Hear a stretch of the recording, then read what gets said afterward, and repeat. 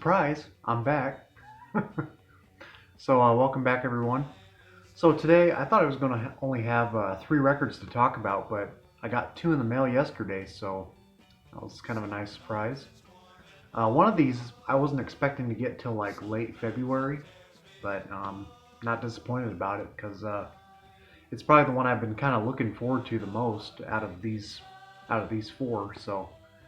Um, Pretty much all these records are private press based, so sorry about that. If anyone's disappointed by that. No, they're all very cool albums.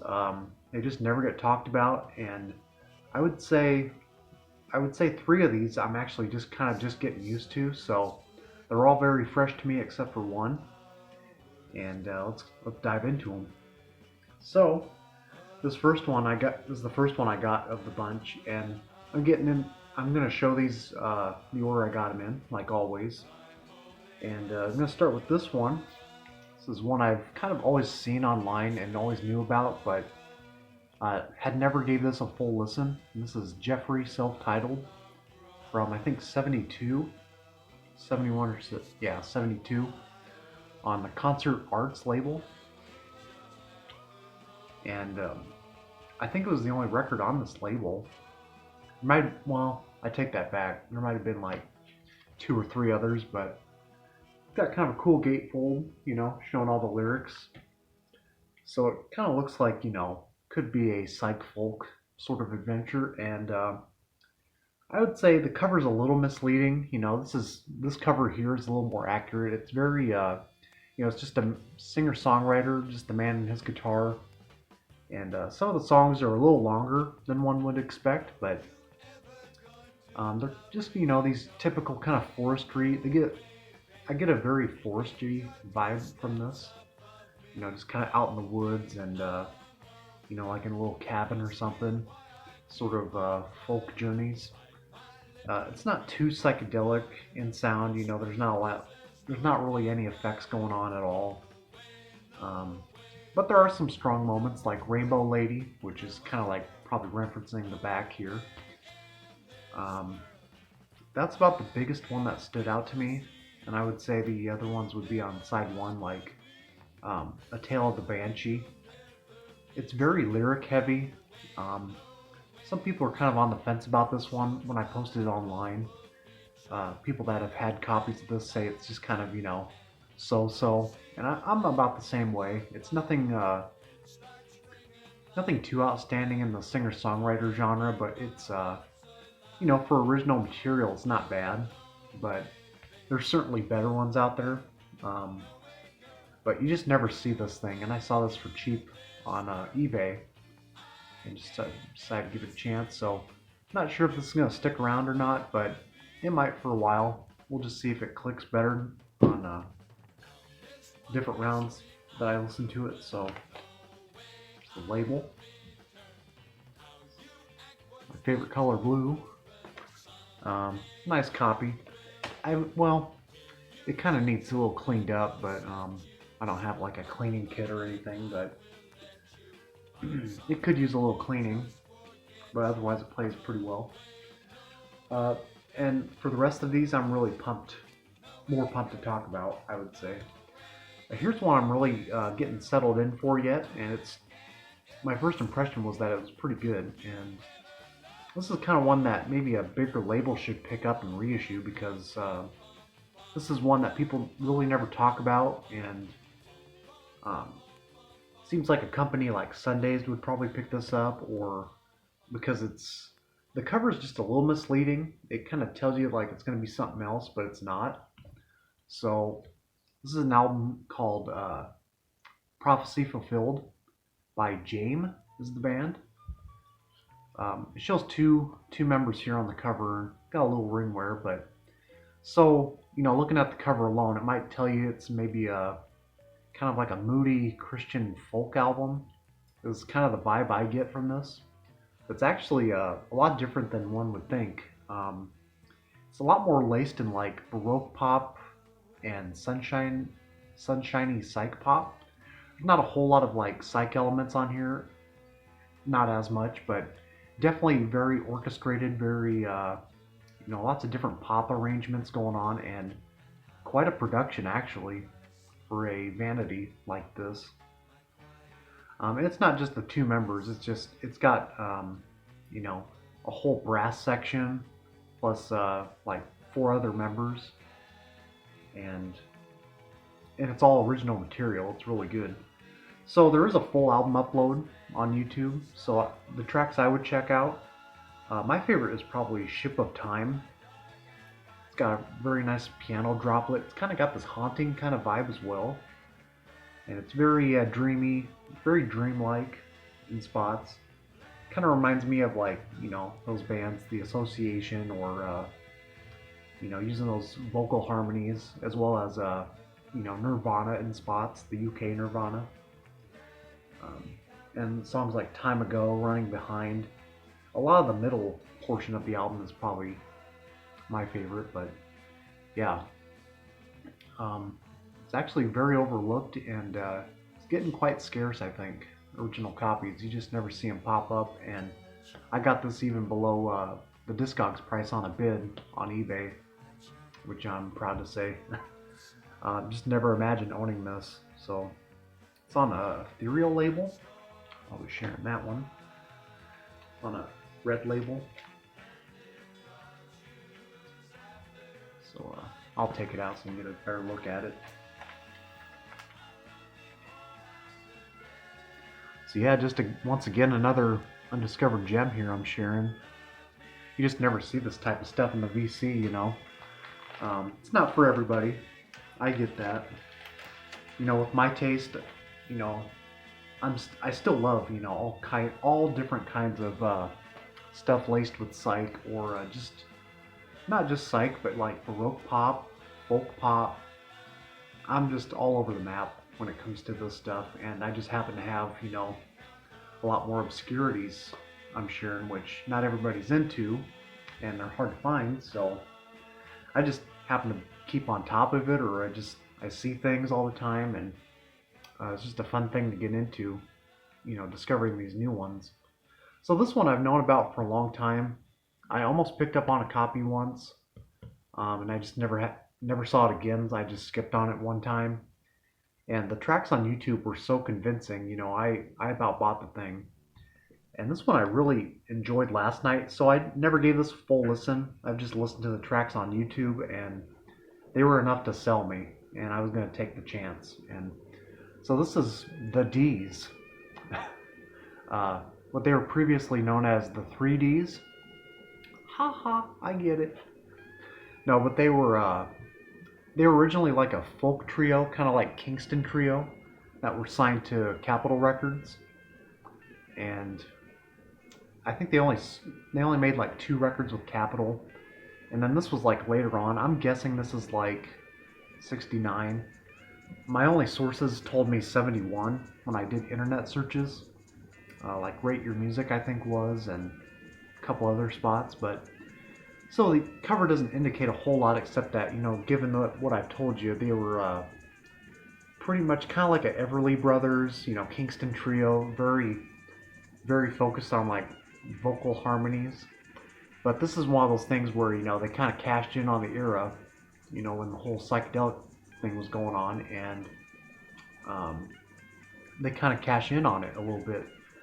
They must have been hearing like the Association as a very strong influence on this, as well as the Mamas and the Papas, because there are some, not just the two guys singing, but there is female backing on this as well on some of the harmonies.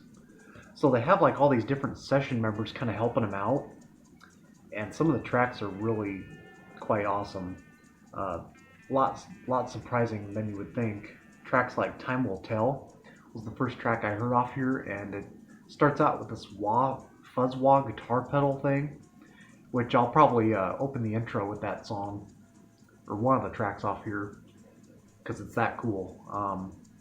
So that was that track, and then my favorite actually is the more pop-driven opening track, "How Do I Love Thee," very reminiscent of the Association. If they were kind of like cut on a low-budget label, maybe, kind of sounds like that. It's very good pop writing, and these are all well, not all original tracks. They do a cover of Bye Bye Love. Um, Breaking Up is Hard to Do, which I think is another cover off here. But the tracks that aren't on YouTube, I'll talk about because people haven't heard them yet. Overall, I would say this is very, if you love stuff like that, vocal groups that gone kind of more in a psychedelic direction, you'll probably love this if you love 60s pop. But there are some fuzz-driven cuts on here as well. No Way, Babe, pretty much has a fuzz solo throughout the whole thing. And there's a few other tracks.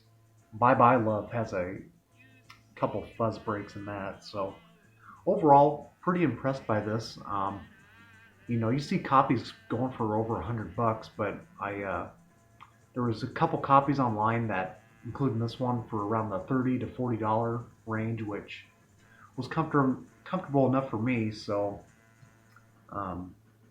had to take the jaunt on this one, and it's very well worth it. The only unfortunate thing is, it's quite a short album as well, but talk about a obscure gem, So very happy to give this a full listen, and turned out to be a winner. So show the label on this. They had the rest of their records under the name the 3Ds on this label, the Continental Record Company Incorporated. And there's only one other record on this, to my knowledge, and that's Dan Whitley with his album Justice. I forget how that album sounds, but it's another obscurity on there. Sound quality is great. The production is pretty high on this one for being, kind of a small label release. So I would investigate looking into those tracks. Like I said, I think I'll put most of the songs in this video and the beginning, so you can get a taste of what it sounds like. And the last one I'm really pumped to share, because ever since I've been thinking of the idea of like records to be reissued, this was at the top of the list for a long time. And if you guys remember me posting a full album length on this channel, this was the album I posted maybe a couple years ago, and it had never been reissued even on CD or anything, but there was clips online I had found to make a full album upload. And ever since then I've made the video private, because they wanted to reissue this, and so they kind of wanted to promote the man behind this even asked me myself to make it private, so I did. And if you think you've discovered all the greatest folk albums of all time, including like Nick Drake or Tim Buckley, Simon Garfunkel, this is one you need to check out. And this is Kazuto and Worth, finally been reissued on vinyl. I'm not sure how many were pressed, but I'm imagining pretty low quantity for now. And this is on the Hanako Records. And I'll let you guys read the bottom here. There you go. Hopefully you guys caught that. So yeah, it shows the lyrics on the back. And so Kazuto and Worth, they were a couple kids from the California area in LA back in the 60s. And they basically, kind of had this musical bond. And there's actually 3 of them involved with this album. One of them was kind of writing the lyrics and wrote some of the material as well. But it was basically these guys, the duo that was performing around like coffee shops and stuff like that, and churches in the evening, I guess. And so, they had their name kind of spread around the area and were doing these different things. And it's all described in this awesome insert that came with the album. So that's kind of the photo, superimposed on the cover. A little bit of info there to read. Oops. So yeah, this is I'll show this off first, but yeah, it's got some nice photographs. I think this is kind of what the CD insert looked like as well. Lots of fine print to read. And I read this last night, and there's a few things I didn't know about. Um, the fact that they kind of reunited back in the '80s because they were supposed to go on like TV or something, and so I guess a producer or someone behind what they were listening to was like, these are kind of too sad of songs to put on television or something, and so you know they didn't really get their break, but it's become a collector's item ever since, and so and they got their due. I mean, years later, these guys are still performing in recent years, and have seen their have seen the popularity grow with this album. So this is a um, just a folk gem. It's not necessarily just psych folk. The lyrics may be, kind of lots of vivid imagery and stuff like that, but this is primarily just very gentle, acoustic-driven folk duo, and it's very dreamlike.